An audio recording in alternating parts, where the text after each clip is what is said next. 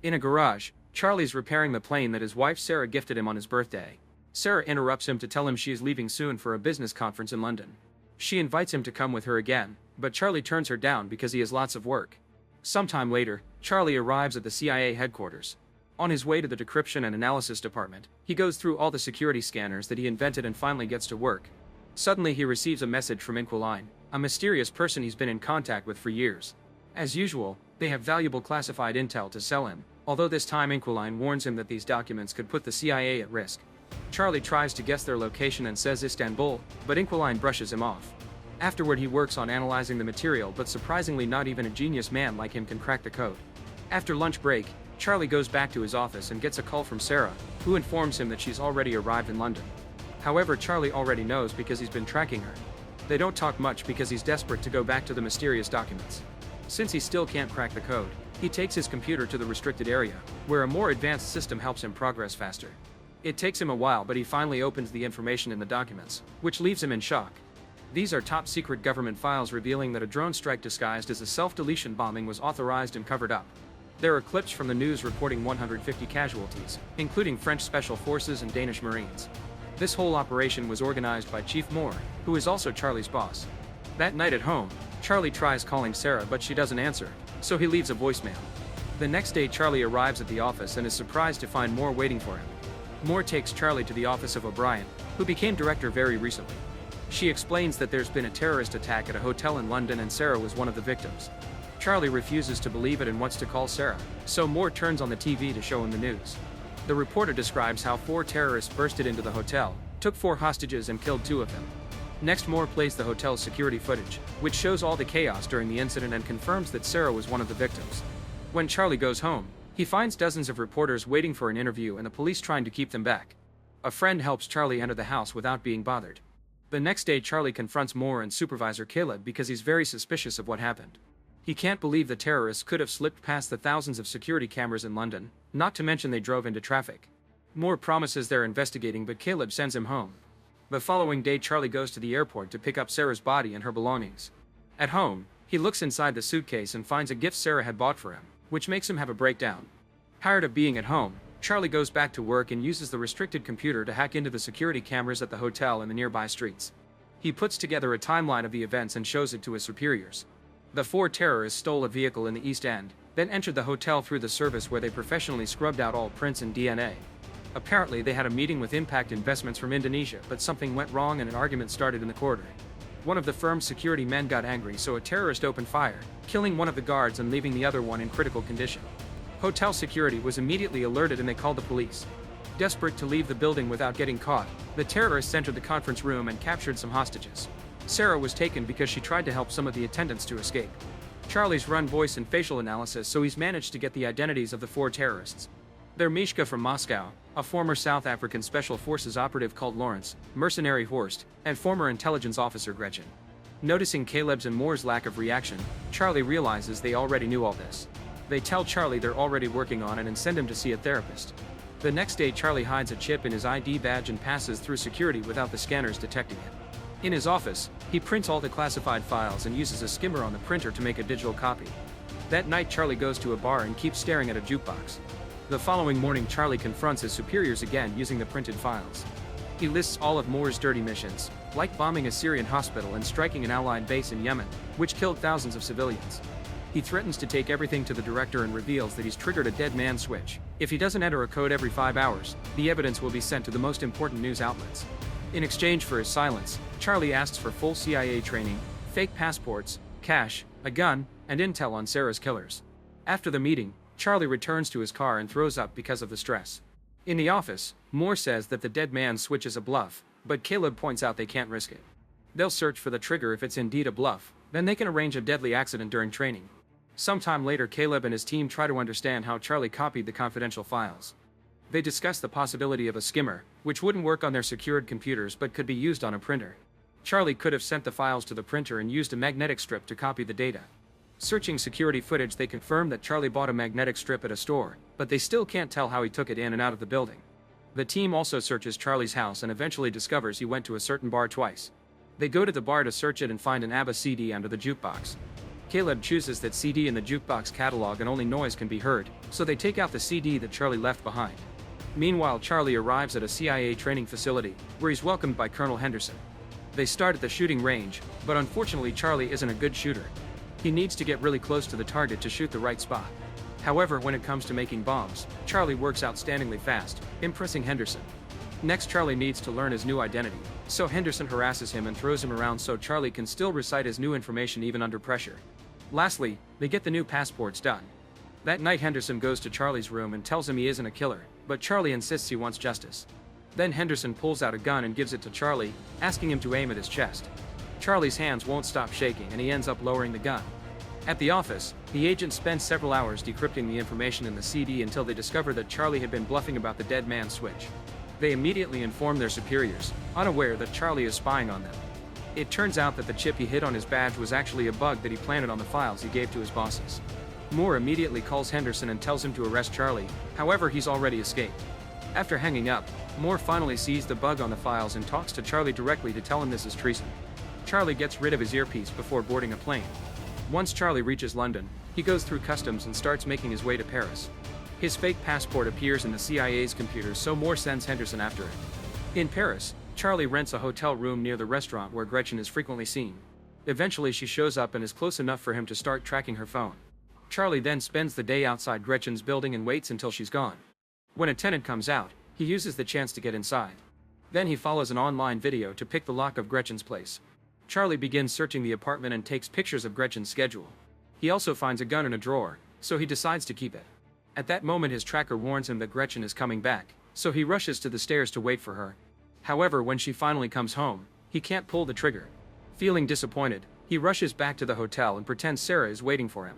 After calming down, he takes a close look at the pictures and learns that Gretchen has been going to the hospital often. Hacking into her health history reveals she has allergies. The next morning, Charlie buys tons of flowers. Then he waits at the cafe until he sees Gretchen and follows her to the hospital.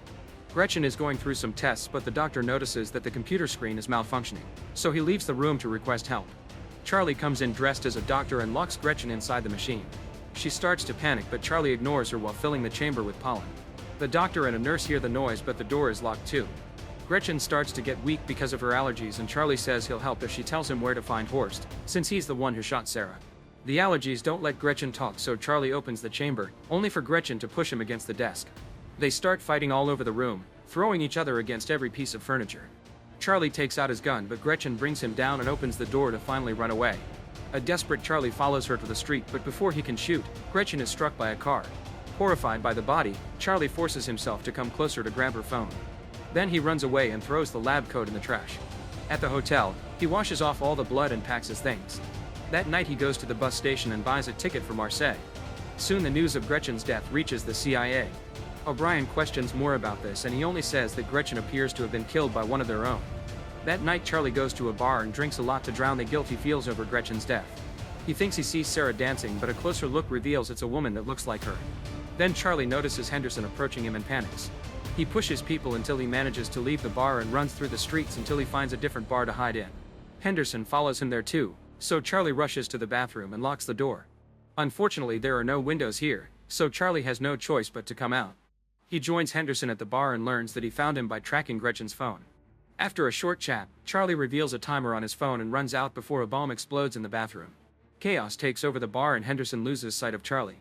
The tracker on his phone doesn't work anymore either. The next morning Charlie contacts the Inquiline to get their help and leaves on a cargo plane to Turkey. In Istanbul, he goes to a restaurant and texts Inquiline. Noticing a man's phone ringing, he tries to approach him but is blocked by a woman who tells him to check his phone. Then Charlie leaves the restaurant and the woman approaches him again, confirming she's Inquiline. She already knows about his wife, so she makes him hide his hat and backpack in a shopping bag. Inquiline wants him to pretend to shop for a while and meet him at a garage. Moments later Charlie meets with her again and she drives him to her home. During the trip, Inquiline shares that she became a hacker 6 years ago after her husband died. He was a CIA asset and worked for Russian intelligence. In fact, he was the original Inquiline and taught her everything. The official story says he accidentally fell from a window. When they reach her home, Inquiline says this is the only place she's managed to stay longer than 3 years and admits she's tired of running. If the Russians ever come for her, she has a gun to self-delete. Then they start talking about the case. Horst is the leader in charge of hiring mercenaries for more. Lawrence is an arms dealer, so Inquiline volunteers to pose as an arms seller to contact him. Lastly, there's Mishka, who travels frequently and posts everything online. They inspect the pictures closely and find a woman with him. Facial recognition takes them to her Instagram account and they confirm she's in Spain. The next day, Caleb tells his team to keep eyes on the terrorists to find Charlie. O'Brien meets with Moore and tells him she wants him to stop running Black Ops without her authorization. Moore says her predecessor gave him the same speech, so he'll tell her the same thing he said then. She has his full support. After the meeting, O'Brien gets in her car and her assistant shows her a picture of Henderson in Spain. It's confirmed that Moore sent him, so O'Brien sends one of her own agents after him. Meanwhile, Charlie and Inquiline find Mishka by hacking into a hotel's security cameras. Charlie then travels to Madrid and stays at the same hotel. He learns that Mishka likes swimming in the pool that connects two buildings by their roofs. At the same time, Henderson tracks Charlie down in the area. The next day, Charlie starts building a device that will help him get Mishka and hides it inside the hotel. Afterward, he follows Mishka to the bar, unaware of Henderson in the lobby. Charlie sees a suspicious man at the bar and realizes he's seen him before, which means he's being followed. He tells Inquiline through his earpiece, so she searches his face and confirms he's a CIA agent. She also sees Henderson on the camera and tells Charlie to abort, but he wants to stick to the plan. When Mishka goes to the pool, Charlie confronts him to ask where to find Horst. If he doesn't talk, the pool will be destroyed. Mishka doesn't believe him and starts swimming away, so Charlie presses a button and the glass starts to crack. A desperate Mishka starts swimming faster, but it's too late. The glass breaks and he falls to his death while the water floods the street. Then Inquiline warns Charlie that Henderson and the other agent are coming closer and gives him directions to escape. A chase ensues and Henderson almost catches him, but at that moment the other agent also attacks. The man tackles Henderson and they start fighting in the laundry room. Charlie watches how they keep throwing each other all over the room and Henderson puts the man's head inside a washing machine. The agent pulls out a gun and shoots Henderson, only for him to steal the gun and shoot him back. Then Charlie comes inside and wonders if he should help them, but Inquiline reminds him to run away.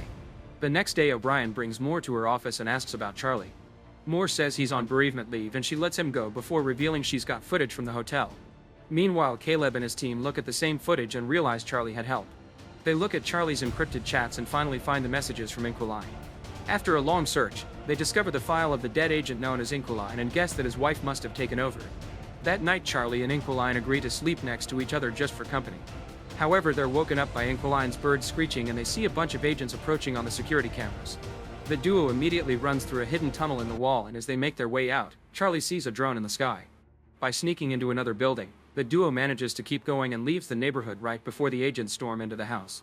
The computer is already deleting all the files, so there's nothing left for them. After running down the beach, the duo gets to Inquiline's car and they're seen by the drone.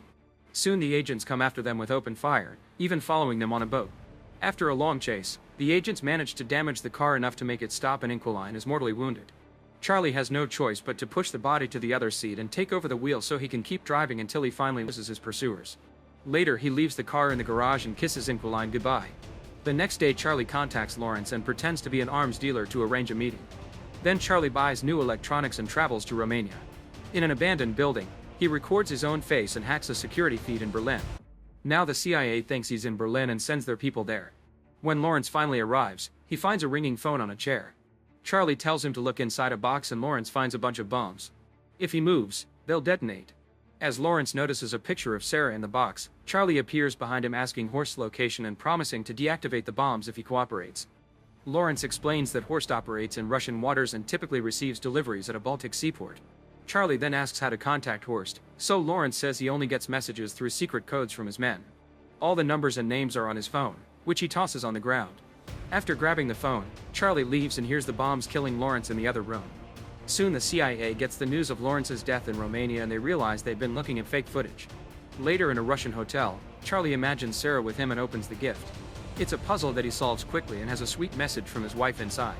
In the morning, he goes to the port and sees a suspicious vehicle. He sends the code to Horst's men and sees a guy by the suspicious car check his phone. He follows the man and takes pictures of his boat before leaving. After buying some tools, Charlie goes back to the hotel and tracks down the yacht that the boat belongs to by searching its registration number. He also studies the sea routes Horst might be using. In the morning, Charlie approaches the boat and someone knocks him out from behind, causing him to drop Sarah's puzzle. Charlie is taken to the yacht where he finally meets Horst, who found the bomb Charlie hid earlier. Horst has noticed that Charlie killed the others indirectly and thinks he's not capable of doing it face to face. He hands Charlie a gun and asks him to do it, but Charlie can't and puts the gun down. Suddenly the yacht starts turning into the opposite direction and the crew panics. Charlie reveals he's taken control of the yacht, which is CIA administered. Since he worked on the protocols that protect this yacht, it was easy for him to hack into it and send it to Finland. Soon the yacht is surrounded by the Finnish Navy and Interpol, who immediately arrest Horst and his men. Sometime later, O'Brien gives a press conference to announce they've arrested all the dirty agents that have been using the CIA's resources for illegal activities. Charlie is approached by Henderson, who tells him he's proud of what he's done. After visiting Sarah's grave, Charlie goes home and finally takes the plane for a ride. Make sure to subscribe and turn on notifications so you can watch more videos like this. Thanks for watching.